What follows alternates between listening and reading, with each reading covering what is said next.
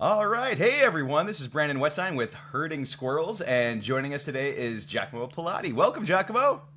Hey, Brandon, thank you. Thank you. Excited to be here. We're excited to have you. So, we're on Herding Squirrels, which is a podcast about everything teams, because teams are a little bit nuts in the best way. Giacomo Pallotti is a tech leader and enthusiast with over 15 years of experience building teams, solving complex problems, and driving innovation in digital media, health tech, and fintech. As VP of Engineering at Everyday Health Group, he leads a global team of 60 plus engineers, tackling everything from cloud migrations to AI powered solutions for some of the world's biggest health, parenting, and pregnancy media brands. As an engineer at heart, Giacomo started coding at 8 on a Commodore 128, which he still keeps running. He now lives in Brooklyn with his wife, 2 kids, and 2 cats. Oh, I'm so That, excited to chat with you, Giacomo. that's me. Thank you, Brandon. Awesome. All right, so we're going to start off by just having a little warm-up build using Lego Serious Play. And so, Giacomo, what I want to do, and I'm going to do Hmm. this with you, is I want you to build a tower.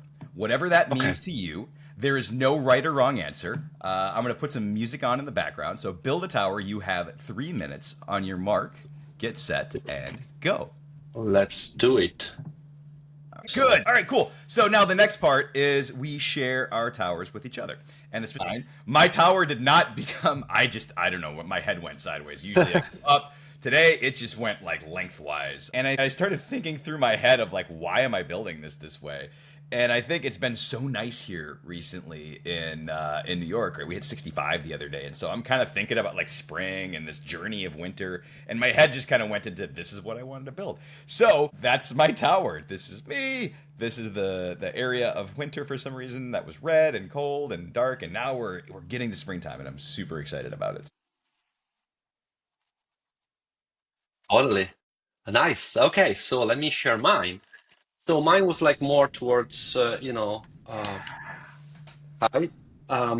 So let me think. I try to think to have some solid base under. I have some bias. My wife is an architect, so we play Lego a lot with our kids. And strong foundation of like anything we build needs to be higher, need to be strong on the base, or it's gonna fall off, especially with young kids. That's for sure. What else? Well, I put a flower here because I think that no matter what, some flower and beauty is always a good thing. I put flag on the top because I think that proper tower should have a flag on that, maybe more a castle, but that's it. And I put this. I don't know. I think I thought something like as the world is going to maybe some soulful self-efficient way to produce energy. So windmill or stuff like that could be something. Why not? Since we had the pieces and the technology for that. So I think that was where I put a little like the stairs here, ladder, so people can actually get into. I mean, just on the first level, because then it becomes a little harder. But I guess it's the way to the top. I love it. Giacomo, that's Okay. fantastic. That's fantastic. Oh my gosh, yes. Wonderful. Cool. So this is how Lego Series Play in essence works is you build a model to a specific prompt and then you hold it up and share it. Now, there's one more Perfect. thing. There's Hmm. one more thing that we add. I kind of started doing this already just because it's out of habit now. Is that we can Hmm. add, and you started doing this as well with some of your pieces, right? You started adding story elements to Hmm. the Okay. model. So for your next build, and this is again kind of just a warm up to get you the idea of the story aspect of it. I want you to build a model that tells a story about who you are outside of work. Again, there's no wrong answer. Uh-huh. You can make any piece mean anything that you want. Ready, set, and go. Okay. Cool. Uh, Okay.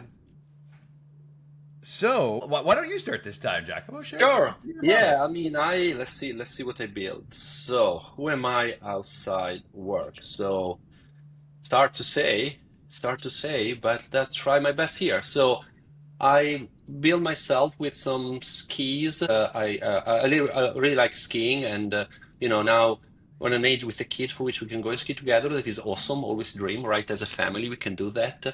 I grew up skiing a lot with my father, so it was something also me back in the day in Italy. And then I still build a desk with a computer because even outside work, always been kind of like technology on heart. So it would be hard for me not to still interact with technology or a computer even without that. And I build this little kind of like flower bed and everything. Like I really like plants in general. I have plants behind me. I think complete a lot. So it's something like, having a garden or a terrace for which you can, stay in the nature. I think something kind of important to me. So I wanted to share this one as well. I put, I think, on the desk some sort of like, gizmo type of thing because, besides just computer, I like to build stuff. So, interesting way to put on a desk. Yeah, I love it. I love it. A little creative aspect that you're pulling into there. Oh my gosh, that's fantastic. Giacomo, yes, this is it. This is how Okay. Lego Okay. Serious Play works. You've got it. You've got it down. And so that's the aspect of Lego Serious Play. You've got it. There's no wrong answer. Whatever you build makes sense. You can make any piece mean anything you want. You've got this. You're pro. You're pro. You've graduated into pro you aspects. know, years of playing as a kid and years of play with my kids. So Yes. it, Oh, it helps. It helps a lot. I love it. I love it. So with that, I want to jump into some of the team-based questions. And Mhm. so for our first team build, I actually want you to think about. I want you to build a model that represents what you love most about the work that you do. What brings you the greatest joy or satisfaction? So build a model Mhm. that represents what you love most about the work that you do. Giacomo, I'm excited to see what you built. Sure. So this is the model I built. Okay. Okay.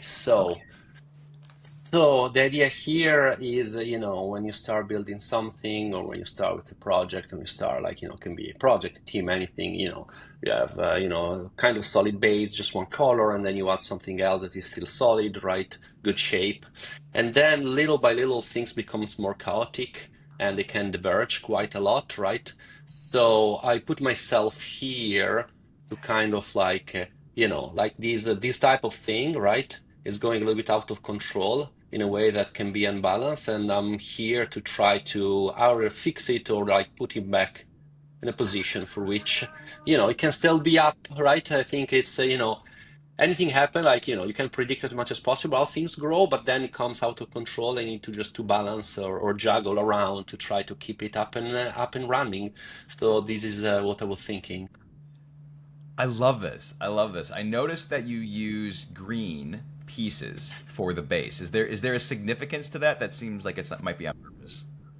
You know what? I think just like there was the bricks that were more solid with this shape. So I used that because the shape was kind of like neat, clear, and solid. Yeah, yeah. And so that represents really the base and this Yeah. foundation that you think everything's clear and ready and it all looks amazing. And then when the real things start, then it can diverge a little bit. I mean, sometimes it does not, sometimes it does, and I guess it's just like the ability to be able, if not to control, to guide as much as possible. Yeah, and it sounds like from what I'm gathering and you saying kind of this, I love the way you're using the pieces to show chaos, right? Like, and you said chaos is a these Right, yeah, yeah. these This angle pieces, yeah, and then putting correct, it back exactly. in. So Mhm. it sounds like you kind of enjoy that, like, hey, like looking at the oddities, the uniqueness, and reestablishing order. Would that be a way to phrase it? Yes, yes. I think it's the right way to put it. Yeah, I love it. I love it. Oh my gosh, this is awesome. Giacomo, we're gonna jump into our next build. We're gonna do two free flow chat. So all right, so for our next build, I want you to think about the most amazing team you've ever been a part of, either leading or a participant, doesn't matter. I want you to build a model that captures the essence of the best team you've ever been a part of. Whatever that Okay. means to you. Remember, there's no wrong answer. Right. Okay. So let's see. Okay. So that's what I thought of. Ooh. So these three little island here, I don't know if you can see it. I put the little eye here that will represent like engineer person, right? So I was thinking when I worked years ago in a startup.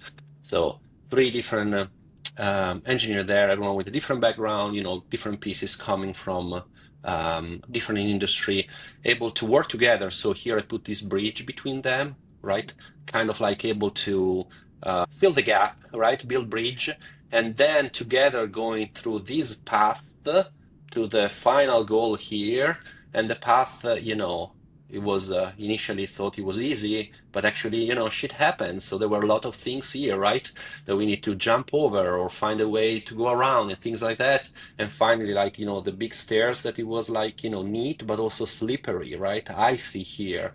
And at the end, be able to, build something cool and be proud that, there was not just like technology, but it was probably, I wouldn't say friendship, probably, or file a way to really connect together, right?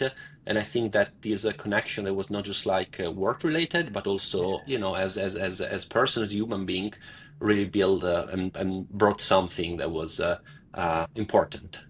That's awesome. That's amazing. I love. Could you say a little bit more about the icy part? Yes, yes. So here I was thinking it always happened, at least to me, probably to everyone in the industry, right? Like, you think that you overcome every difficulties, right? You go stay up, you're very, very close to the goal, that is the flag here. But then something last minute happened, right? It could be that, you haven't thought about a part of a problem you wanted to solve, right? It could be that then infrastructure you you thought in production actually is not realistic, or I don't know, too expensive, and think there is always this little like ice type of thing at any point, and you can try to predict, but it's not easy. And even if you predict it, it's still there, right? So you can put the ice boots or the one with the nails on that, but still you need to go on that, right? So easy or not, that's where you land, and at the end there is the final award, or that is actually what you build, what we build. And I think that's why we are engineer on our heart, right? Because we like to build stuff. I love it, Giacomo. Hmm. You put a mental image in my mind of a bunch of engineers summiting like Mount Kilimanjaro with ropes and ice Yeah, shoes, just like we're almost yeah. there, and you're like, no, there's another issue. Like, hold on. I love Yes. it. Like the icy. I mean, Uh-huh. what a fantastic Hmm. metaphor. That is great. Oh my gosh, I love it. What a Okay. such an amazing model. Thank you. Awesome. All right, so we're gonna do one more build, and then we're just gonna chat a little bit. But for one last build here, Hmm. I want you to build a model that represents the opposite, like a challenging team experience. Right? What got in the way? What were the challenges? What made it as a memorable, challenging team experience, and possibly any lessons you pulled away from it? Hmm. Yeah. Okay. Okay. Okay. Giacomo, let's see your So, challenging team model. yeah, so I think my rationale here was memory of working with team or with individual. It was like high, with very high skill. However, kind of a little bit hard to work with and together, right? I think technology, everyone has experienced situation like that. So what I built was that one. Like I put these three, you know, little like I don't know, let's say team. Let's put an I instead of like team, but let's say person, right? Individual, great. Everyone is made with different background, different color. We needed to build something together, so they build their system and ready to be connected. However, you know, when at the end they needed to be connected, like they were, you know, on different level, different height, right? So you could not connect together. So even though you thought that like, having three great team with like super smart engineer would enough. Well, at the end, the outcome was that you needed to rebuild everything because you needed to connect this piece that was not connecting here. So I guess that the lesson, more than the lesson, but like the acknowledgement there is that you know sometimes just be good is not enough, and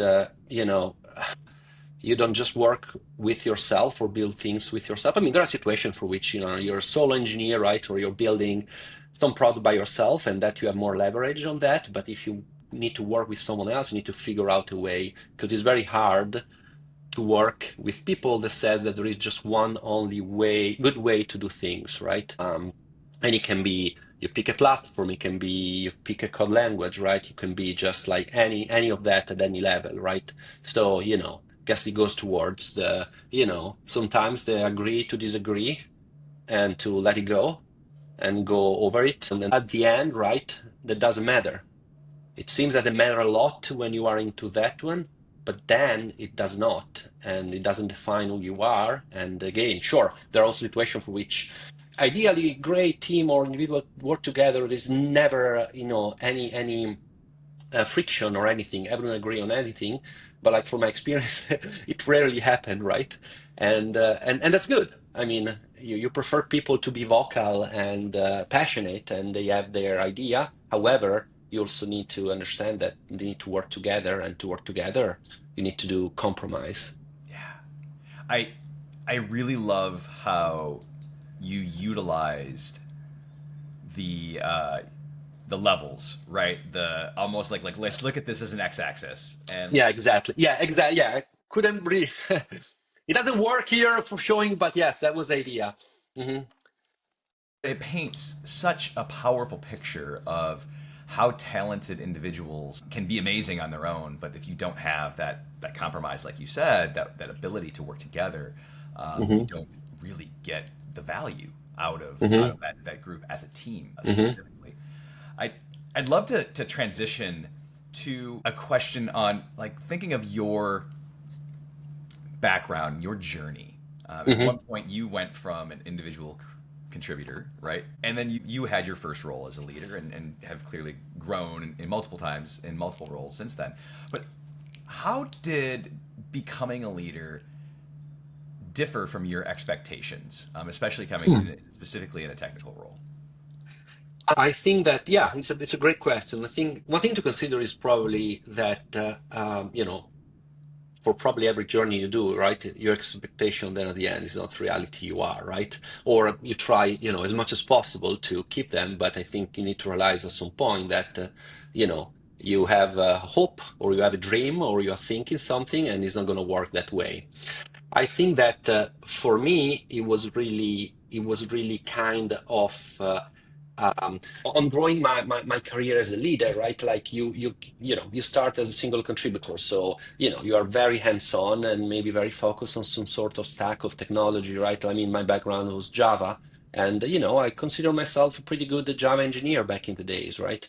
I mean, I wouldn't hire myself now as a software engineer probably because I probably they are better, but like it was good. I was good. I think then growing to lead position where actually you oversee maybe a team and you have like complete knowledge of the context, right? It's easy because you have a background, like you are the more senior engineer that becomes leader, right? And that's kind of easy there because you know everything in Java or the language or the stack, and it's easy because any decision you make, you know the context, right? Then continue growing that, it becomes a situation for which it's impossible to think that your level of growth is higher of anyone else in the team, right? And I think where a lot of people growing in the leadership struggle, right? I've seen in the past a lot of leaders that maybe struggle because they want to keep everything. They want to have like they want to decide everything. They think that they have the knowledge to rule everything out, and it's unrealistic. So for me, it was really like I try to keep up as much as possible with technology and everything, but I am a pretty bad Python engineer, and would be very silly for me to go in my data engineering team and do code review or propose any type of architecture or any type of like library that they pick for Python. That's not my background. I rather prefer have smart people, smarter than me, under me, that can take the decision for me because that's their decision and they should be allowed to take that decision. So I think, you know, growing and understanding that you cannot oversee everything, and it wouldn't be good to oversee everything. It wouldn't be good to know everything. That's, I think, the thing where at the beginning when I started I was saying, well, yes, growing up, I can, have 100% knowledge of anything related to tech, right? So, I start like joining any blog, reading everything, and then like, you can't keep it up because that's not even your job, that, right?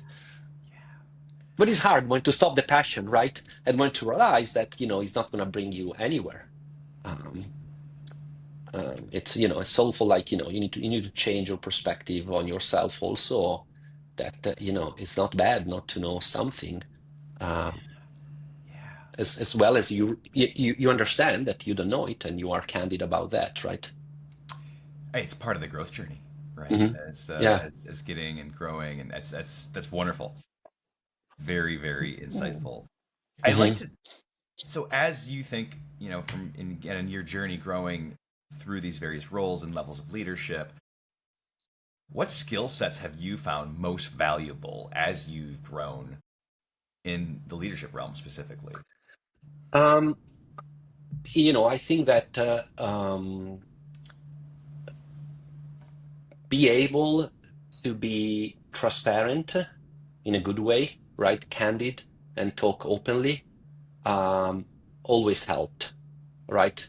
Um, um, I think that um,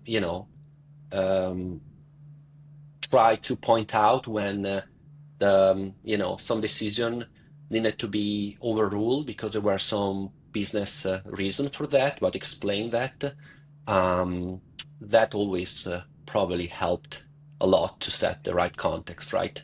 So kind of like jumping from something different between the decision maker and kind of context setter, right? Like the team, I think they can make any technical decisions they want, right? If they are understanding where the vision where we want to go. But as a leader, I think like set up the context, right, to help them take the decision, because it's not going to be like an open decision, right? Like it's not such a thing of like you need to build what you want with any stack you want, and there is no constraint in terms of like budget, in terms of infrastructure. Like that would be a dream, but it doesn't work anymore in any company in the world, I would say, right? Probably not even Amazon or Facebook or anything like that. So be able to set the context and explain where the business want to go, right? And kind of tie them together. I think that's actually where um, kind of set the guardrail that they need, and that they give the team the autonomy to make their decisions. I love the image of the dream scenario, right, where there's just no Yeah. no no Oh yeah. capacity or boundaries. But Yes. we all want that. But Yeah. I think when you go after 15 years and after that, yeah, when you start, like you understand that actually the word is a little bit more it's different. I wouldn't say bad or worse. It's like different, and you need to kind of like go with it. yeah, it makes so much sense. So you've now led many teams, and now you lead a very large amount of engineers. You've seen amazing teams and teams that struggle. What if you had the ability to like tap every engineer out there to help them become a better teammate? What talent or what skill would you want to give every single person? Wow, that's a question. I don't think that there is a type of like one thing that fits all. The team that I lead is um, globally located all around the world, Europe, India, different state in US, and everyone has different background, culture, grew up in different environments. So I think it's really hard to say, that there is just one thing. Um, I, you know, I think that probably overall the ability to listen and kind of put yourself in some other feet um, helps a lot when there are situations for which there are some discussion or struggling with some dynamic. Um, it's also true that be fully remote and have a team like that, with everyone on different time zone and just like communicating mostly through Google Meet or Zoom. It doesn't help, right? Because like you're I'm Italian, so I talk a lot with my hands as well, and it doesn't like it doesn't work on Zoom, not enough. So I think exactly. So I think that be able to be in person probably can be probably faster, right, to overcome some difficulties. But that's not where we are, and I'm saying that we should like move everyone back in the office, not at all. But I'm saying like we need to overcome also these type of things. So there are situations in the team where someone would like I would say probably like everyone put their camera on would help, right? Maybe some. Someone will disagree, and I'm sure there's gonna be different people saying no, absolutely not. But like, that would probably help. So maybe overall, like, you're able to see the person you're talking to and put yourself in their really really listening and thinking why they're saying that. I think that would be something I would love to have for everyone, for me as well, right? I mean, I think you cannot achieve that. You can just like try as much as possible to arrive at that point, but it's hard because it's human nature in the other way to defend yourself, defend your idea, and you know be a little bit vigilant about why other want to say something. So it's this continuous struggling because at the end, you are a part of a team and you perform better when things like that can be somehow solved as much as possible. Fantastic. I love it. Giacomo, what do you think about the Lego method? Is it okay? What are your I thoughts on mean, it? well, it's great, absolutely Okay. great. Because yeah, I mean, and again, I played a lot at Legos as a kid, and I play a lot with my still play a lot with my kids, right? So, but I mean, sometimes playing with that, there is some storytelling behind that, so it's very similar. I think it's a great method. It's a great method and terrific, Very and cool. it Would keep you like do things the conversation flow. So yeah. Yeah, would you do one more build? Yeah, we're gonna do this. Will be a rapid one. We're gonna do we'll do like a quick one here. One last build. If you could build one piece of advice for an up and coming technology leader, what would it be?